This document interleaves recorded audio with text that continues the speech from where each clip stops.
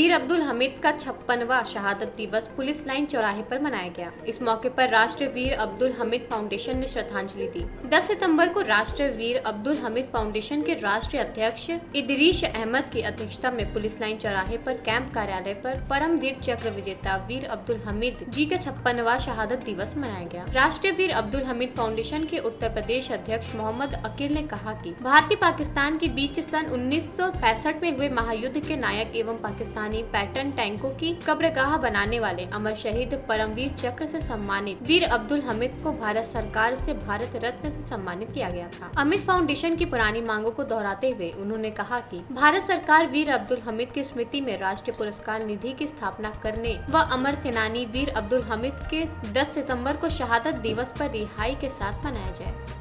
देखिए, ये कार्यक्रम विगत 20 वर्षों से लगातार चला आ रहा है और ये पक्की बाजार चौराहे पे राष्ट्रीय वीर अब्दुल हमीद के बैनर तले हमारे राष्ट्रीय अध्यक्ष इदरीश अहमद के नेतृत्व में यहाँ प्राय मनाया जाता है। जिस तरह आज भी हम लोग जो है इनका 10 सितंबर को शहादत दिवस के रूप में इनको श्रद्धांजलि अर्पित करते हैं और हमारे सारे नेता और सारे हमारे जो यहाँ के पदाधिकारी हैं वो यहाँ पे एक उपस्थित होते हैं और कोई ना कोई ऐसा प्रोग्राम करते हैं जो उनको, जिससे कि उन लोगों को, गरीबों को खाना खिलाना और गरीबों को जो है पैसा देना और कपड़ा देना, इस तरह का प्रोग्राम कुछ न कुछ होता रहता है शहादत दिवस पे और जन्म दिवस भी होता रहता है। वीर अब्दुल हमीद के बारे में आपको मैं वो संक्षेप में बताना चाहता हूँ।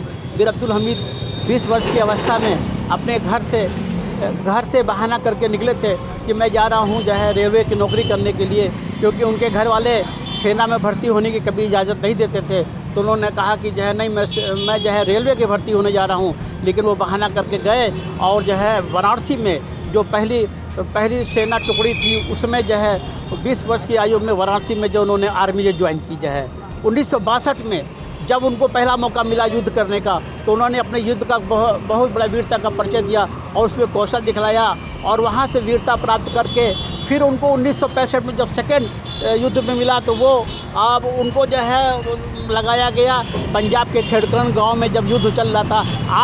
8 सितंबर को 6 बजे अर्ली मॉर्निंग से ही जो है पाकिस्तान का गोला बारूद बरसने लगा हिंदुस्तान के सेना के ऊपर।